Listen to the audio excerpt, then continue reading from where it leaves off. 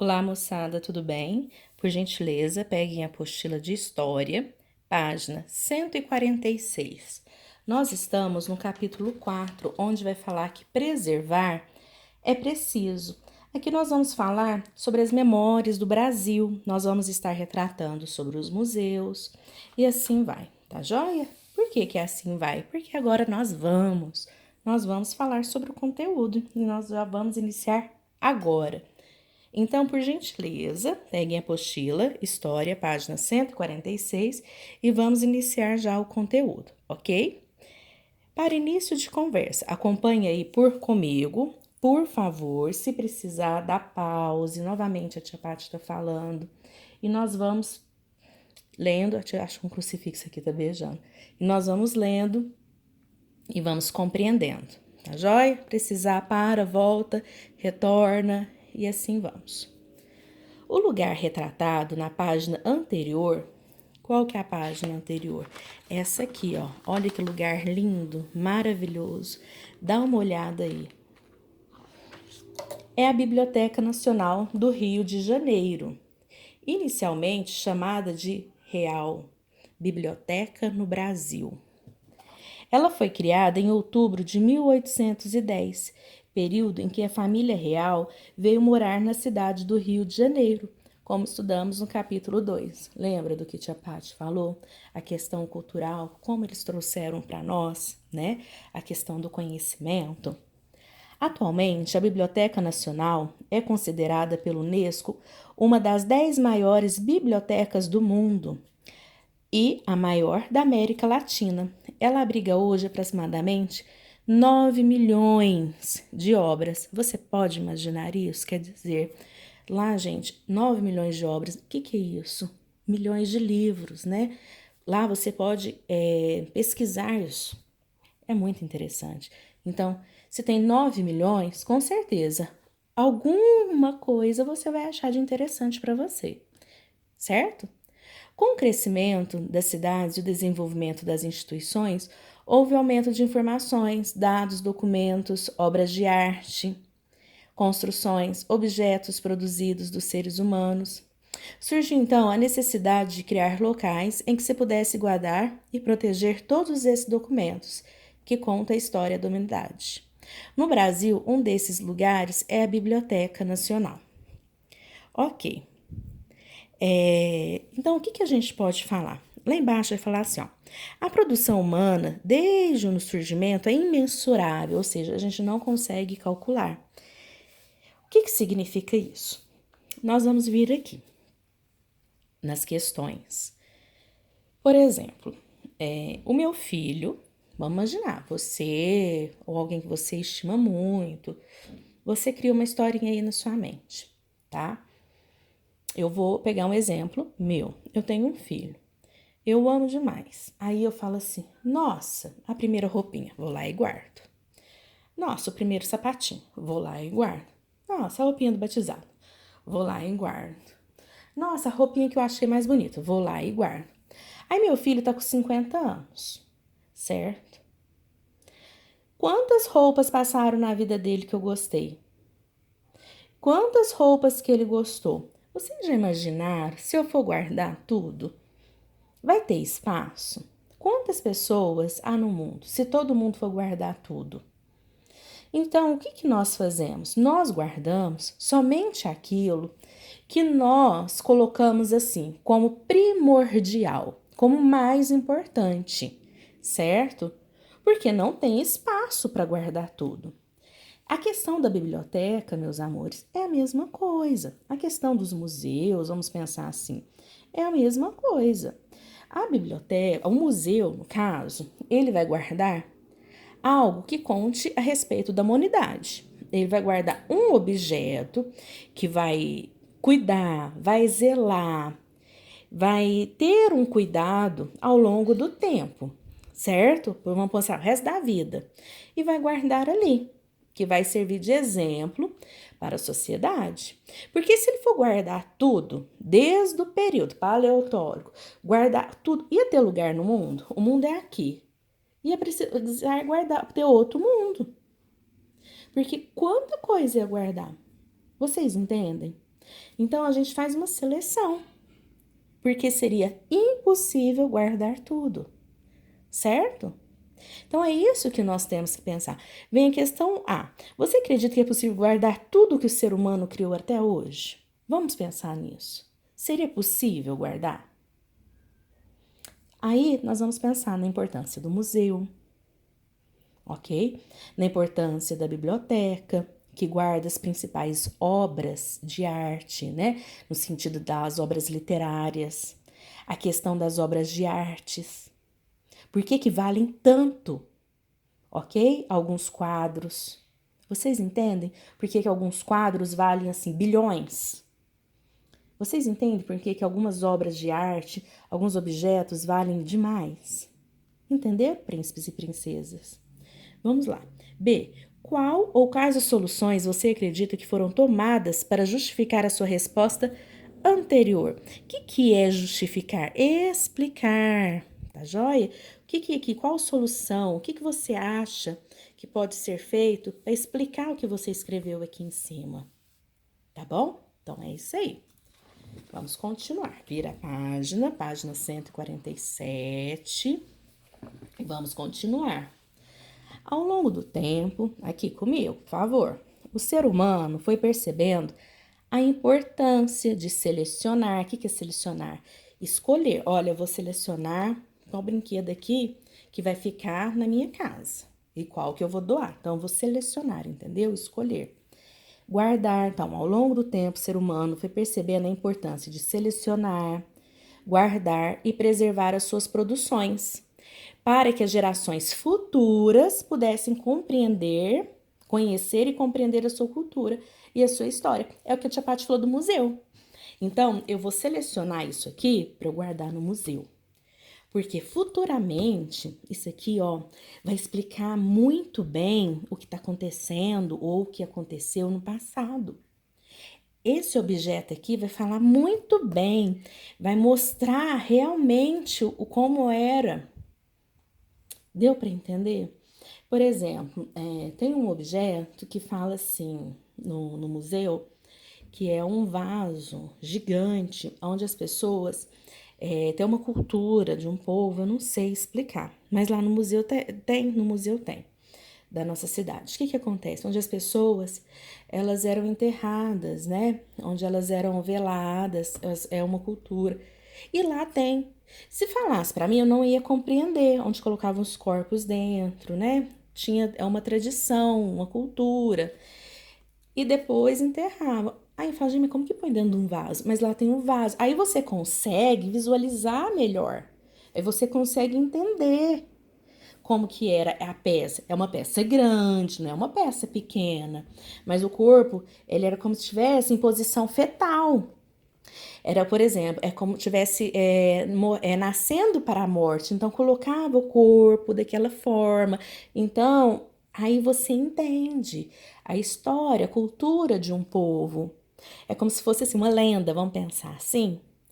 Então, eles faziam dessa maneira. Colocavam na mesma posição que o povo nascia, né? Que o feto, na mesma posição fetal. Então, cabia num vaso gigante, né? Então, era um vaso, não era tão gigante. Pensar assim, ó, se é o tamanho de uma pessoa. Não, o tamanho de uma cintura, até o tamanho de uma cintura, mas um corpo todo colidinho, cabia. Aí você consegue visualizar o vaso, visualizar o que a pessoa estava te falando. Por quê? Porque você vê a imagem. Deu para entender? Aí você chega lá no museu, tem 1000 vasos? Não. Eu falo vaso, mas não sei se é vaso que fala, certo? Mas assim, você vendo, você consegue compreender melhor. Um só já foi o suficiente, não precisou ter vários. Entenderam, meus amores? Então vamos lá. Você conhece lugares, além das bibliotecas, que guardam e preservam objetos, documentos culturais e históricos? Se sim, quais? Aqui é uma resposta pessoal. Você conhece algum lugar? Ok?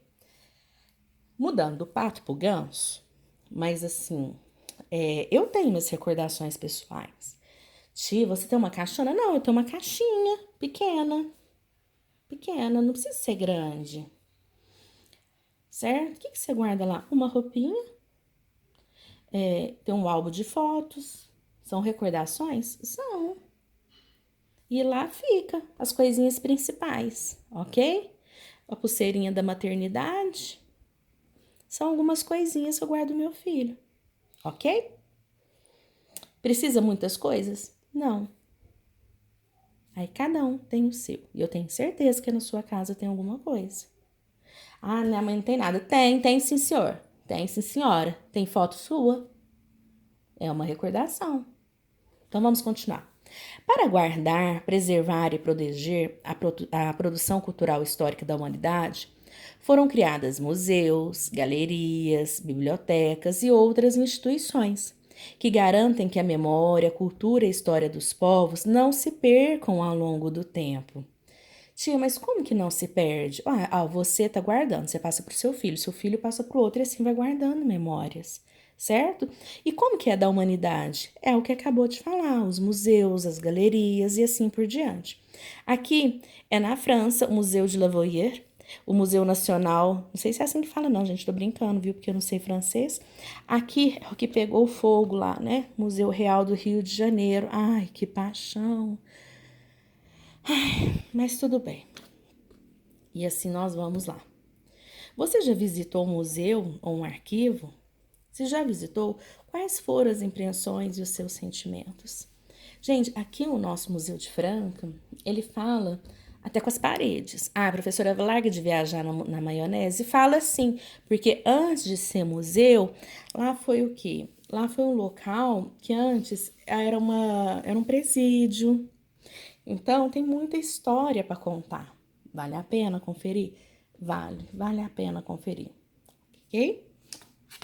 Virando a página. Olha que legal. Isso aqui é legal, essa história. Tá certo? Então, vamos virar a página e vamos ler. Leitura de documento. Aqui lá no Marrocos, vamos viajar. Vamos lá para o Marrocos, povo. Vamos comigo. Não precisa de avião, não. Após restauros, biblioteca mais antiga do mundo, vocês estão entrando nela, será reaberta no Marrocos. Se eu não me engano, já foi, viu, gente? Após anos de restauros, a biblioteca Kinazaki, não sei o que é lá, que eu não sei ler, Arakiyunte, considera a mais antiga do mundo. Está pronta para ser reaberta ao público, afirma o jornal britânico The Guardian. Datado do século, que século é esse? Eu quero que vocês mandem para mim no celular, que é bom que eu vou saber quem está vendo o vídeo ou não, certo? E situado na cidade, fez região Nordeste. Quero que me fale que século é esse, e aí eu vou saber quem está vendo o vídeo. Estamos fazendo isso agora. Região Nordeste do Marrocos, o local já está aberto, viu, gente? O local terá uma segurança rigorosa e um novo sistema de canais subterrâneos para escoar a umidade excedente a fim de proteger seus valiosos manuscritos. Gente, é muito interessante. Prestem atenção. Além disso, um laboratório equipado com tecnologia avançada servirá para restauro e a digitação de pergaminhos delicados ou danificados. Entre as máquinas, uma identifica minúsculos buracos em papéis antigos, outra trata os manuscritos com umidade na medida para que não craqueiem. Sabe quando fica meio quebradiço? Tia, a gente tá com probleminha no olho aqui, tá com colírio. Uma sala com segurança reforçada e controle de temperatura e umidade resguardará os trabalhos mais antigos e preciosos, como cópia do Corão, datada do século, é o mesmo lá de cima. Cuidado, vem antes, não depois. E escrita em árabe cúfico sobre a pele de camelo. Em sua arquitetura original, uma porta de ferro conectada à biblioteca de mesquita da região. Seu acervo era tão importante que cada uma das 4 fechaduras, presta atenção, tinha uma chave que era resguardada por diferentes indivíduos. Todos, olha, gente, parece filme, todos precisavam estar presentes para abri-la. As pessoas que trabalham aqui, cadê? Guardam cuidadosamente os livros, disse uma dos zeladores da publicação. Você pode nos machucar, mas não pode danificar os livros. A biblioteca tem previsão para ser aberta ao público ao fim deste ano, mas nenhuma data foi confirmada. Certo? Então, este aqui é uma página que vai estar falando sobre a Biblioteca de Marrocos, ok?